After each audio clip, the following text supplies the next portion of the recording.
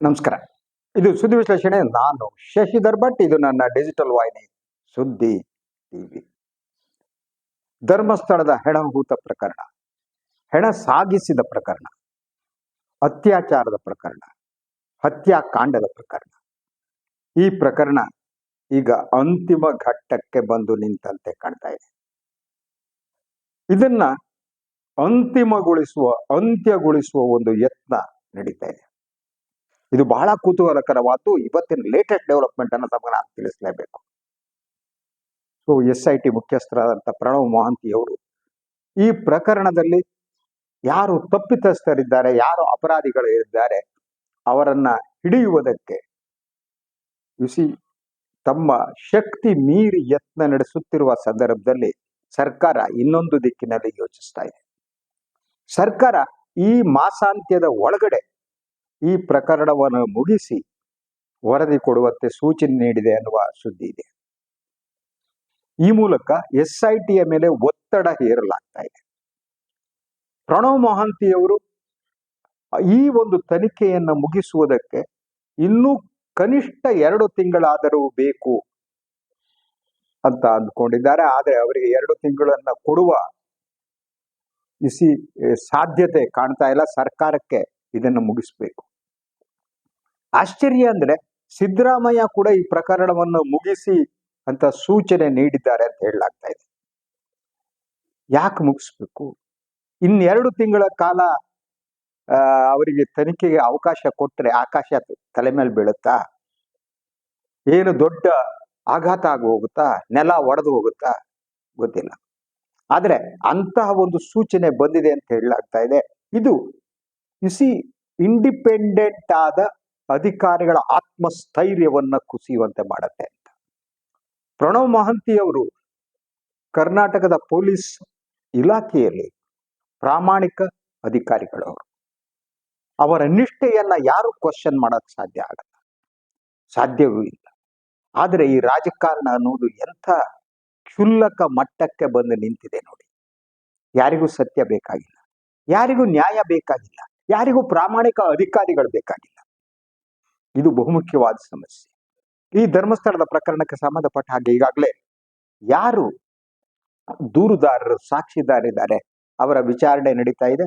ಶನಿವಾರ ಕೂಡ ವಿಚಾರಣೆ ನಡೀತು. ಇವತ್ತು ಈಗ 10 ಗಂಟೆಗೆ ಮತ್ತೆ ಮಠಣ್ಣವರು ಸೇರಿದಂತೆ ಜಯಂತ್ ಮಠಣ್ಣವರ್ ಅವರ ವಿಚಾರಣೆಯನ್ನ SIT ನಡೆಸ್ತಾ ಇದೆ. ಇವತ್ತಿನ ವಿಚಾರಣೆ ಸಂದರ್ಭದಲ್ಲಿ ಸ್ವತಃ ಪ್ರಣವ್ ಮೊಹಾಂತಿಯವರು ಹಾಜರಿರ್ತಾರೆ ಅಂತ ಹೇಳಲಾಗ್ತಾ ಇದೆ. ಅದು ಬಹಳ ಮಹತ್ವದ ಬೆಳವಣಿಗೆ. ಅಂದ್ರೆ ಈ ಒಂದು ಸರ್ಕಾರ ನೀಡಿದ ಅವಧಿಯ ಒಳಗಡೆನೆ ಆದಷ್ಟು ಸತ್ಯವನ್ನ ಡಿಗ್ ಮಾಡಬೇಕು ಅನ್ನುವ ಆಸೆ ಅವರಿಗೆ ಇದ್ದಂಗೆ ಕಾಣ್ತಾ. ಆದ್ರೆ ಈ ಸರ್ಕಾರಕ್ಕೆ ಆಸೆ ಇದ್ದಂಗೆ ಕಾಣ್ತಾ ಇಲ್ಲ. ಸಿದ್ದರಾಮಯ್ಯನವರ ನೇತೃತ್ವದ ಸರ್ಕಾರ ಯಾಕೆ ಈ ಸ್ಥಿತಿಗೆ ಬಂದಿದೆ ಅನ್ನುವುದೇ ನನಗೆ $1000 ಪ್ರಶ್ನೆ. ಯಾಕೆ ಇನ್ನೆರಡು 2 ತಿಂಗಳ ಅವಕಾಶವನ್ನು ಕೊಡೋದಕ್ಕೆ ಇವರಿಗೆ ಆಗೋದಾದರೂ ಏನು? ಇವ್ರ ಮೇಲಿರುವ ಒತ್ತಡಗಳು ಯಾವುದು?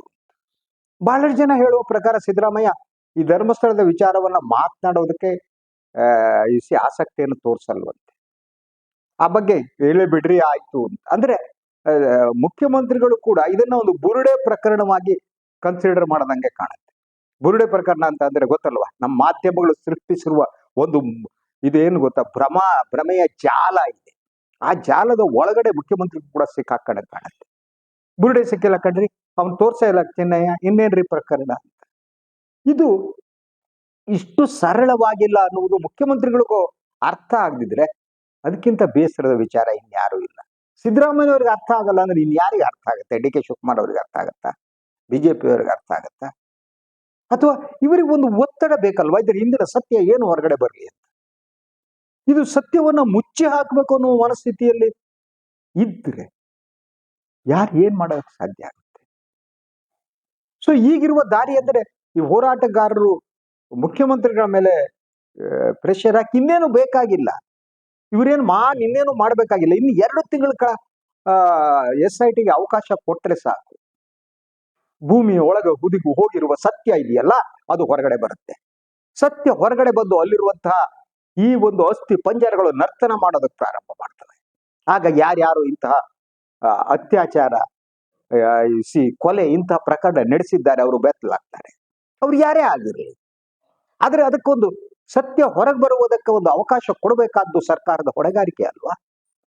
ಅದನ್ನು ಬಿಟ್ಟು ಸಾಕ್ರಿ ಏನ್ ಸಿಗುತ್ತೆ ರೀ, ಮುಗಿಸ್ರಿ ಅತ್ಲಾಗ, ಅಯ್ಯೋ ಇದೇನಿದೆ ರೀ, ಈ ದೇಶದಲ್ಲಿ ಸಾವಿರಾರು ಅತ್ಯಾಚಾರ ನಡೆಯುತ್ತೆ ಕಣ್ರಿ, ನಾವು ಅಧಿಕಾರದಲ್ಲಿ ಇದ್ರೆ ಸಾಕು, ನಾವು ಅಧಿಕಾರದಲ್ಲಿ ಇದ್ಕೊಂಡು ಮಜಾ ಉಡಾಯಿಸ್ಕೊಂಡು ಹೋಗ್ತೀವಿ, ಯಾಕೆ ಬೇಕಿದೆಲ್ಲ? ಇಂತಹ ಮನಸ್ಥಿತಿ ಈಗ ಇದ್ದಂತೆ ಕಾಣ್ತಾ ಇದೆ. ನಾನಿದನ್ನು ಸಿದ್ದರಾಮಯ್ಯ ಸರ್ಕಾರದಿಂದ ನಿರೀಕ್ಷಿಸಲಿಲ್ಲ, ಮತ್ತು ಸಿದ್ದರಾಮಯ್ಯನವ್ರು ಬಿಟ್ಟರೆ ಇನ್ಯಾರು ಕೂಡ ನ್ಯಾಯವನ್ನು ಕೊಡಿಸ್ತಾರೆ ಅಂತ ನಾನು ನಂಬಿರಲಿಲ್ಲ. ಯಾಕಂದ್ರೆ ಬಹಳಷ್ಟು ಜನ ಎಲ್ಲರೂ ಕೂಡ ದೊಡ್ಡವರ ಭಕ್ತರಾಗಿದ್ದಾರೆ. ಅವರು ಅಂಗಿ ಬಿಚ್ಚಿ ಯಾವ್ದಾದ್ರು ಬಿಚ್ಚಕ್ಕೂ ಹೋಗಿ ಅಲ್ಲಿ ನಿಂತ್ಕೋತಾರೆ, ಗೊತ್ತಿದೆ ನನಗೆ. ಆ ಕಾರಣಕ್ಕಾಗಿ ಬೇರೆಯವರಿಂದ ನಾನು ನ್ಯಾಯವನ್ನ ನಿರೀಕ್ಷೆ ಮಾಡೋದು ಸಾಧ್ಯ ಇಲ್ಲ ಅಂತ ನಂಬಿದವರು. ಸಿದ್ದರಾಮಯ್ಯ ಆ ರೀತಿ ಭಕ್ತರಲ್ಲದ ಕಾರಣ ಅವರು ಸತ್ಯ ಹೊರಗೆ ಬರೋದಕ್ಕೆ ಅವರೇ ಕಾರಣೀಭೂತರಾಗ್ತಾರೆ ಅಂತ ನಂಬಿದ್ದೆ ನಾನು. ಸೌಜನ್ಯ, ಪದ್ಮಲತಾ, ಆನೆ ಮಾವುತ, ಯಮುನಾ, ಸಾವು ಸಾವು ಸಾವು. ಈ ಸಾವಿನ ಹಿಂದಿನ ಸತ್ಯವನ್ನು ಹೊರಗೆ ಹಾಕುವುದಕ್ಕೆ ಸರ್ಕಾರಕ್ಕೆ ಆಸಕ್ತಿ ಇಲ್ಲ ಅಂತಂದ್ರೆ ಇದು ಯಾವ ಸೀಮೆ ಸರ್ಕಾರ? ಇವು ಯಾವ ಸೀಮೆ ಇವ್ರು ರಾಜಕಾರಣಿಗಳು? ಇವ್ರು ಯಾಕಾಗಿ ಅಧಿಕಾರದಲ್ಲಿ ಇರಬೇಕು? ಸಮಾಜದ ಒಳಗಿನ ಅತ್ಯಾಚಾರದ ಪ್ರಕರಣಗಳನ್ನ, ದೌರ್ಜನ್ಯದ ಪ್ರಕರಣಗಳನ್ನ ಹೊರ ಹಾಕುವ ಮನಸ್ಸೇ ಇಲ್ಲ. ಇವರೆಲ್ಲ ದೊಡ್ಡವರ ಅಡಿಯಾಳಾಗಿ ಬದುಕ್ತಾರೆ ಅಂತ ಆದ್ರೆ ಇವರು ಯಾಕೆ ಇವರು? ಸೊ ಈ ಪ್ರಶ್ನೆಯನ್ನ ನಾವು ಇವತ್ತಿನ ಸಂದರ್ಭದಲ್ಲಿ ಕೇಳಲೇಬೇಕಾಗಿದೆ.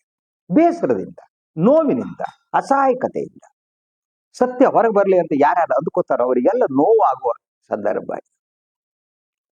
ಇಡೀ ಪ್ರಕರಣ ಒಂದು ಹಂತಕ್ಕೆ ಬರುವಾಗ ನೀವು ಎಕ್ಸ್ಟೆನ್ಷನ್ನೇ ಕೊಡಲ್ಲ ಅಂತ ಆದ್ರೆ, ವರದಿ ಕೊಟ್ಬಿಡ್ರಿ, ಆದಷ್ಟು ಬೇಗ ಮುಗಿಸ್ಬಿಡ್ರಿ, ಮುಗಿಸ್ ಹೋಗ್ರಿ ಅಂತ ಹೇಳ್ತಾರೆ ಅಂತ ಆದ್ರೆ ಇಟ್ಸ್ ಅ ಹಾರಿಬಲ್ ಥಿಂಗ್.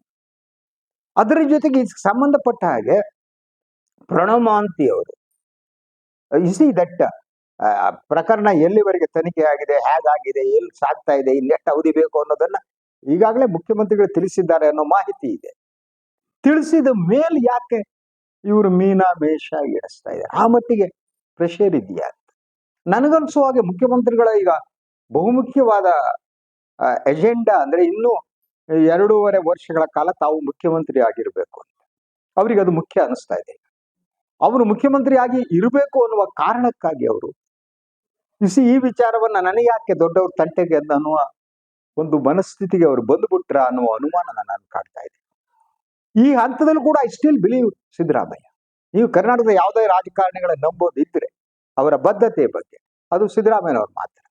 ಆದ್ರೆ ಇಂತಹ ನಂಬಿಕೆ ಇಟ್ಟವರು, ನಾವು ಯಾರ ಮೇಲೆ ನಂಬಿಕೆ ಇಡ್ತೀವಲ್ವಾ, ಅವರು ನಂಬಿಕೆಯನ್ನ ಹುಸಿಗೊಳಿಸ್ತಾರೆ ಅಂತ ಅನಿಸ್ಬಿಟ್ರೆ ಆ ಕ್ಷಣದಲ್ಲಾಗುವ ನೋವು ಇರುತ್ತಲ್ಲ, ಆ ಕ್ಷಣದಲ್ಲಿ ನಮ್ಗೆ ಅನಿಸೋದಿರುತ್ತಲ್ಲ, ಅದನ್ನ ಶಬ್ದಗಳಲ್ಲಿ ವಿವರಿಸೋಕ್ ಸಾಧ್ಯ ಇಲ್ಲ. ಆದ್ರಿಂದ ಇಡೀ ಈ ಪ್ರಕರಣ ಪ್ರತಿ ಹಂತದಲ್ಲಿ ಒಂದೊಂದು ರೀತಿಯ ಟರ್ನ್ಗಳನ್ನ ತಗೋತಾ ಇತ್ತು. ಸೊ ಈಗ ಯಾರ್ಯಾರನ್ನ ಇವತ್ತು ವಿಚಾರಣೆಗೆ ಕರೆದಿದ್ದಾರೆ, ಗಿರೀಶ್ ಮಠಣ್ ಅವರನ್ನ, ಜಯಂತ್ ಅವರನ್ನ, ಇವ್ರು ಕರೆದ್ರೆ ಇವ್ರನ್ನಾಗಿದ್ರೆ ಫಿಕ್ಸ್ ಮಾಡ್ತಾರ ಅನ್ನೋ ಅನುಮಾನ ಕೂಡ ಇದೆ. ಅವ್ರನ್ನ ಕರೆದ್ಬಿಟ್ಟು ಇದು ಕೇವಲ ಷಡ್ಯಂತರದ ಆಂಗಲ್ ನಲ್ಲಿ ಏನು ಈ ಪ್ರಕರಣ ಪ್ರಾರಂಭವಾದ ಸಂದರ್ಭದಲ್ಲಿ ಉಪಮುಖ್ಯಮಂತ್ರಿ ಡಿ ಕೆ ಶಿವಕುಮಾರ್ ಅವರು ಹೇಳಿದ್ರಲ್ಲ ಇದೊಂದು ಷಡ್ಯಂತರ ಅಂತ. ಸೊ ಇದೇ ಸೂಚನೆಯನ್ನ SITಗೆ ಕೊಟ್ಟು ಇದು ಷಡ್ಯಂತರ ಅಂತಾನೆ ತಾವು ನೋಡಿ, ಇದು ಷಡ್ಯಂತರದ ಪಾಲುದಾರರು ಅಂತ ಯಾರ್ಯಾರು ನ್ಯಾಯದ ಪರವಾಗಿ ಹೋರಾಡ್ತಾ ಇದ್ದಾರೆ, ಯಾರ್ಯಾರು ದೂರು ಕೊಡ್ತಿದ್ದಾರೆ ಅವ್ರನ್ನ ಬಡಿದು ಒಳಹಾಕಿ ಅನ್ನೋ ಸೂಚನೆ ಸರ್ಕಾರ ಕೊಟ್ಟಿದೆಯಾ? ಪ್ರಶ್ನೆ ಕೇಳಲೇಬೇಕಲ್ವಾ? ಪ್ರಶ್ನೆ ಕೇಳದೆ ಸತ್ಯ ಎಲ್ಲಿ ಹೊರಗೆ ಬರುತ್ತೆ ಹೇಳಿ? ಪ್ರಶ್ನಿಸ್ತಾ ಹೋಗ್ಬೇಕು. ಆದ್ರೆ ದುರ್ದೈವ, ನೋವಿನ ಸಂಗತಿ ಅಂದ್ರೆ ಪ್ರಶ್ನಿಸುವವರು ಕಡಿಮೆ ಆಗ್ತಿದ್ದಾರೆ, ಎಲ್ಲರೂ ಕೂಡ ಭಕ್ತರಾಗ್ತಿದ್ದಾರೆ. ಈ ದೇಶವನ್ನ ಒಂದು ಭಕ್ತರ ದೇಶವನ್ನಾಗಿ ಮೋದಿ ಬಿಜೆಪಿ ಪರಿವರ್ತಿಸ್ಬಿಟ್ಟಿದ್ದಾರೆ. ಪ್ರಶ್ನಿಸುವವರಿಲ್ಲ, ಭಕ್ತರಿದ್ದಾರೆ, ಪೂಜೆ ಮಾಡುವವರಿದ್ದಾರೆ, ಕ್ಷೀರಾಭಿಷೇಕ ಮಾಡುವವರಿದ್ದಾರೆ, ಪಾದ ಪೂಜೆ ಮಾಡುವವರಿದ್ದಾರೆ. ಸೊ ಅದರಿಂದ ಪ್ರಶ್ನಿಸುವವರು ಇಲ್ಲವೇ ಇಲ್ಲ. ಒಂದು ಸೈಂಟಿಫಿಕ್ ಟೆಂಪರಮೆಂಟ್ ಅನ್ನೋದು ಈ ದೇಶದಲ್ಲಿ ನಾಶ ಆಗೋಯ್ತು 2014 ನಂತರ. ಸೈಂಟಿಫಿಕ್ ಟೆಂಪರಮೆಂಟ್ ಅಂತ ಹೇಳ್ತೇವೆ, ವೈಜ್ಞಾನಿಕ ಮನೋಭಾವ. ಆ ವೈಜ್ಞಾನಿಕ ಮನೋಭಾವ ನಾಶ ಆಗೋಯ್ತು. ಪ್ರಶ್ನಿಸುವ ಮಾಧ್ಯಮಗಳು ಎಲ್ಲ ಕೂಡ ಮೋದಿ ಮೀಡಿಯಾ ಆಗಿ ತಮ್ಮ ಅಸ್ತಿತ್ವವನ್ನು ಕಳ್ಕೊಬಿಟ್ರು. ಎಲ್ಲರೂ ಬಾಲಂಗೋಚಿಗಳಾದ್ರು, ಎಲ್ಲರೂ ಭಟ್ಟಂಗಿಗಳಾದ್ರು, ಸ್ವಾರ್ಥಕ್ಕಾಗಿ. ಇಂತಹ ಪರಿಸ್ಥಿತಿಯಲ್ಲಿ ಒಬ್ಬ ಪ್ರಾಮಾಣಿಕ ಅಧಿಕಾರಿ ಹೇಗೆ ಕೆಲಸ ಮಾಡೋಕ್ ಸಾಧ್ಯ? ಈ ಪ್ರಕರಣ ಮುಗಿಸಬೇಕು ಅಂತ ಹೇಳೋದೇನಿದೆ, ಅದರಿಂದ ಪ್ರಣವ್ ಮಹಾಂತಿ ಅವರಿಗೂ ಕೂಡ ತುಂಬಾ ಬೇಸರ ಆಗಿದೆ ಅನ್ನುವ ವರದಿಗಳಿವೆ. ಅವರು ಇದನ್ನ ತಮ್ಮ ಸೇವಾವಧಿಯಲ್ಲಿ ಇದನ್ನ ಒಂದು ತಾರ್ಕಿಕ ಅಂತ್ಯಕ್ಕೆ ತೆಗೆದುಕೊಂಡು ಹೋಗಬೇಕು ಅನ್ನೋ ಬದ್ಧತೆಯಲ್ಲಿ ಕೆಲಸ ಮಾಡ್ತಾ ಇದ್ದಂಥವ್ರು. ನನಗೆ ಬಂದ ಮಾಹಿತಿಯ ಪ್ರಕಾರ ಅವರು ನೋಡಲಿದ್ದ ಬೇಸ್ನಲ್ಲಿದ್ದಾರೆ, ಏನೂ ಮಾಡಲಾಗದ ಅಸಹಾಯಕತೆಯಲ್ಲಿದ್ದಾರೆ. ಈ ಪ್ರಕರಣದಿಂದ ಆಗುವ ಪರಿಣಾಮಗಳೇನು ಈಗ ಕ್ಲೋಸ್ ಮಾಡಿಸಿದ್ರೆ ಅನ್ನೋದರ್ಥ ನೋಡಿ. ಮೊದಲನೇದಾಗಿ, ಇನ್ನು ಮುಂದೆ ಆ ಕ್ಷೇತ್ರದಲ್ಲಿ ಏನ್ ನಡೆದ್ರು ಕೂಡ ಯಾರು ಕೂಡ ಪ್ರಶ್ನಿಸುವ ಸ್ಥಿತಿ, ಯಾಕಂದ್ರೆ ಗೊತ್ತಾಗಬಹುದು. ಆದ್ರಿಂದ ಅಲ್ಲಿ ಅವ್ಯಾಹತವಾಗಿ ಇನ್ನಂತಹ ಪ್ರಕರಣಗಳು ಆ ಪ್ರದೇಶದಲ್ಲಿ ನಡೀಬಹುದು. ಒಂದು. ಎರಡನೇದಾಗಿ, ಯಾರು ಆರೋಪ ಯಾರ ಮೇಲೆ ಇರುತ್ತೆ ಅವರು ಮತ್ತೆ ಇಂಥದ್ರಿಂದ ಹೊರಗಡೆ ಬಂದ್ರೆ, ನಾನು ಅಗ್ನಿ ಪರೀಕ್ಷೆಯಿಂದ ಹೊರಗಡೆ ಬಂದೆ ಅಂತ ಅವ್ರು ಇನ್ನಷ್ಟು ಮಾನಿಸ್ಟರ್ ಆಗುವ ಅವಕಾಶಗಳಿರ್ತವೆ. ಅದ್ರ ಜೊತೆಗೆ ಹೋರಾಟಗಾರರು ಯಾರ್ಯಾರು ಇರ್ತಾರೆ ಅವರು ಈ ವ್ಯವಸ್ಥೆಯ ಮೇಲಿನ ವಿಶ್ವಾಸವನ್ನೇ ಕಳೆದುಕೊಳ್ಳುವ ಸ್ಥಿತಿ ಬರುತ್ತೆ. ಅಷ್ಟೇ ಅಲ್ಲ, ಪೊಲೀಸ್ ವ್ಯವಸ್ಥೆ ನಾಳೆ ಇಂಥ ಯಾವುದೇ ಪ್ರಕರಣದಲ್ಲಿ ನೀವು SIT ಇನ್ನೊಂದನ್ನ ರಚನೆ ಮಾಡಿ, ಆಗ ಅಧಿಕಾರಿಗಳು ಪ್ರಾಮಾಣಿಕ ಅಧಿಕಾರಿಗಳಾದರೂ ಕೂಡ ನನ್ಗೆ ಯಾಕೆ ಬೇಕಪ್ಪ ಅಂತಿಮವಾಗಿದೆ ಕೆಲಸ, ನನ್ಗೆ ಯಾಕೆ ಬೇಕು ಹೇಳಿ, ಒಂದು ತನಿಖೆ ಮಾಡ್ದಂಗೆ ಮಾಡಿಬಿಟ್ಟು ಎಲ್ಲ ಮುಗಿಸ್ಬಿಟ್ಟು ನಾವು ನಮ್ಮ ಸರ್ವಿಸ್ ಮುಗಿಸೋಣ ಸಾಕು, ನಂತರ ರಿಟೈರ್ ಆಗೋಣ, ಇವ್ರ ಜೊತೆ ಹೊಂದಾಣಿಕೆ ಮಾಡ್ಕೊಂಡು ಬದುಕ್ಬಿಡೋಣ, ಯಾಕೆ ನಾವು ಪ್ರಶ್ನಿಸೋದು? ಪ್ರಾಮಾಣಿಕತೆಗೆ ಬೆಲೆ ಇಲ್ಲ, ಒತ್ತಡ ಒತ್ತಡ ಒತ್ತಡ ಹೀಗೆ ಮಾಡಿ ಅನ್ನುವ ಸೂಚನೆ. ಒಂದು ತನಿಖೆಗೆ ಆದೇಶ ಮಾಡಿದ ಸಂದರ್ಭದಲ್ಲಿ ಇದೇ ರೀತಿಯ ವರದಿಯನ್ನ ಕೊಡಬೇಕು ಅನ್ನುವ ರೀತಿಯ ಸೂಚನೆ. ಇಂಥದ್ದು ಬಂದಾಗ ಈ ಪೊಲೀಸ್ ವ್ಯವಸ್ಥೆಯ ಕಥೆ ಏನಾಗುತ್ತೆ? ಏನು ಯಾವುದೇ ಪ್ರಕರಣದ ಹಿಂದಿನ ಸತ್ಯ ಹೊರಬರಲಾಗದ ಒಂದು ಸ್ಥಿತಿ ಈ ರಾಜ್ಯದಲ್ಲಿ ನಿರ್ಮಾಣ ಆಗುತ್ತೆ. ಯಾಕೆಂತಂದ್ರೆ ರಾಜಕಾರಣ ಎಲ್ಲವನ್ನ ಡಿಕ್ಟೇಟ್ ಮಾಡುವ ಕಾಲಘಟ್ಟ ಇದು. ರಾಜಕಾರಣದ ದುಷ್ಟತನ ಇದೆಯಲ್ಲ, ರಾಜಕಾರಣದ ದುಷ್ಟತನ ನ್ಯಾಯಪರತೆಯನ್ನ ಕಗ್ಗೊಲೆ ಮಾಡುವಂತ ಸ್ಥಿತಿ ಇದು. ದುಷ್ಟರು, ಅಯೋಗ್ಯರು, ಇಂತಹ ಜನ ಯಾರಿರ್ತಾರೆ, ತಾಯಿಗಂಡ್ರು ಅಂತನೂ ಅಂತೀನ, ಇಂತಹ ಜನ ಇದಾರಲ್ಲ, ಅವರು ವಿಜೃಂಭಿಸುವ ಕಾಲಘಟ್ಟದಲ್ಲಿ ನಾವು ಬಂದಿದ್ದೀವಿ. ಇಲ್ಲಿ ಪ್ರಶ್ನಿಸುವವರೇ ದ್ರೋಹಿಗಳು. ಯಾರು ಪ್ರಶ್ನೆ ಮಾಡ್ತಾರೋ ಅವ್ರನ್ನ ಧರ್ಮ ದ್ರೋಹಿಗಳು ಅನ್ನೋ ಹಣೆಪಟ್ಟಿಯಲ್ಲಿ ಹಚ್ಚಲಾಗತ್ತೆ. ಸೊ ಇಂಥ ಒಂದು ಸನ್ನಿವೇಶದಲ್ಲಿ ಬಂದು ನಿಂತಿದೆ. ಆದ್ರೂ ನೋಡೋಣ, ಇವತ್ತು ಏನು ಈ ಒಂದು ವಿಚಾರಣೆಯನ್ನ ಪ್ರಣವ್ ಮಹಾಂತಿ ಅವರೇ ಮುಂದುವರಿಸ್ತಾರೆ. ಅವ್ರು ಮುಂದುವರಿಸಿದ ಮೇಲೆ ಅವರು ಯಾವ ಒಂದು ತೀರ್ಮಾನಕ್ಕೆ ಬರ್ತಾರೆ, ವರದಿ ಎಂಥ ವರದಿ ಬರುತ್ತೆ ನೋಡೋಣ. ಕೊನೆಯ ಘಟ್ಟದಲ್ಲಾದ್ರೂ ದಟ್ ಸಿದ್ದರಾಮಯ್ಯ ಅವರ ಸರ್ಕಾರ ಈ ಒಂದು SIT ಅವಧಿಯನ್ನ ಇನ್ನು ಕನಿಷ್ಠ 1-2 ತಿಂಗಳ ಕಾಲ ವಿಸ್ತರಿಸುವ ಒಂದು ತೀರ್ಮಾನವನ್ನ ಕೈಗೊಳ್ಳಿ. ಸೊ ಅದಕ್ಕೆ ಎಲ್ಲರೂ ಕೂಡ ನಾನು ಹೇಳ್ತೀನಿ, ಯಾರ್ಯಾರು ಆರೋಗ್ಯಪೂರ್ಣ ಮನಸ್ಥಿತಿ ಇರಿದ್ದೀರಿ, ಯಾರ್ಯಾರು ಧರ್ಮಸ್ಥಳದ ಸತ್ಯ ಹೊರಗೆ ಬರಬೇಕು ಅಂತಿದ್ದೀರಿ, ಎಲ್ಲರೂ ಮುಖ್ಯಮಂತ್ರಿಗಳಿಗೆ ಮೇಲನ್ನು ಹಾಕಿ ಸಂದೇಶವನ್ನು ಕಳಿಸಿ.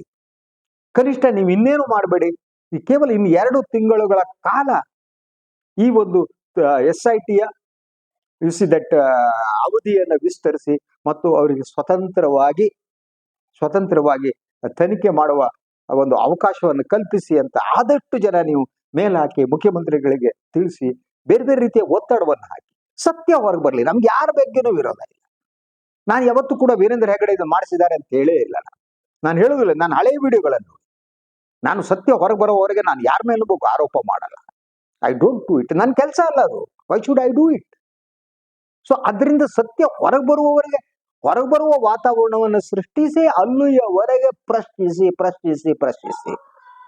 ಅಲ್ಲಿ ನೈತಿಕ ಜವಾಬ್ದಾರಿ ಯಾರ್ದಿದೆ, ಯಾರು ನೈತಿಕವಾಗಿ ಇದರ ಹೊಣೆಗಾರಿಕೆಯನ್ನು ಹೊರಬೇಕು ಅನ್ನೋದಷ್ಟೇ ನನಗೆ ಮುಖ್ಯವಾದ. ಆದ್ದರಿಂದ ಅಲ್ಲಿ ಧರ್ಮಸ್ಥಳದಲ್ಲಿ ಏನಾದರೂ ಆದ್ರೆ, ಅಲ್ಲಿ ಹೆಣಗಳು ಉರುಳಿದರೆ, ಅಲ್ಲಿಯ ಕಾವಂದರು, ಅಲ್ಲಿ ಅವ್ರ ನೈತಿಕ ಜವಾಬ್ದಾರಿ ಇದೆ. ಅಲ್ಲ, ಕ್ವಶನ್ ಆಫ್ ಮೊರಾಲಿಟಿಯ ಪ್ರಶ್ನೆ ಇದೆ. 100 ಸಾವುಗಳು ನಡೆದು ಹೋಗ್ತಾದರೆ ಕಣ್ಣು ಮುಚ್ಚಿ ಕುಳಿತುಕೊಂಡು ಧ್ಯಾನ ಮಾಡದ ರೀತಿಯಲ್ಲಿ, ಧ್ಯಾನಸ್ಥ ಸ್ಥಿತಿಯಲ್ಲಿ ಕುಳಿತುಕೊಳ್ಳುವ ಜನ ಅಲ್ಲಿದ್ರೆ ಅಲ್ಲಿ ನ್ಯಾಯ ಹೇಗಿರುತ್ತೆ? ಅಲ್ಲಿ ಪ್ರಶ್ನಿಸೋದು ಯಾರ ನೈತಿಕ ಜವಾಬ್ದಾರಿಯ ಪ್ರಶ್ನೆ. ಸೊ ಆದ್ದರಿಂದ ಇಡೀ ಪ್ರಕರಣ ಈ ಒಂದು ಹಂತದಲ್ಲಿ ಮುಚ್ಚದಿರಲಿ. ಹೇಗೆ ಸೌಜನ್ಯ ಅವಳ ಆ ಬಾಲೆಯ ಹೆಣ ಸಮಾಧಿ ಆಯ್ತಲ್ಲ, ಪದ್ಮಲತಾ ಆಯ್ತಲ್ಲ, ಆ ರೀತಿ ಸತ್ಯವೂ ಕೂಡ ಸಮಾಧಿ ಆಗದಿರಲಿ ಅಷ್ಟೇ ನಾವು ಹೇಳಬೇಕಾದ್ದು. ಅಷ್ಟೇ ನಾವು ಕೇಳಬೇಕಾದ್ದು. ಇದು ಇವತ್ತಿನ ಸುದ್ದಿ ವಿಶ್ಲೇಷಣೆ. ಇನ್ನೊಂದು ವಿಚಾರದಾಗ ಮತ್ತೆ ಬರ್ತೀನಿ. ನನ್ನ ವಾಹಿನಿ ಲೈಕ್ ಮಾಡಿ, ಸಬ್ಸ್ಕ್ರೈಬ್ ಮಾಡಿ, ಬೆಲ್ ಐಕಾನ್ ಪ್ರೆಸ್ ಮಾಡೋದಕ್ಕೆ ಮರಿಬೇಡಿ. ಆಗಿರೋ ಸಾಧ್ಯ ಆದರೆ ಸಹಾಯ ಮಾಡಿ. ಎಲ್ಲರಿಗೂ ನಮಸ್ಕಾರ.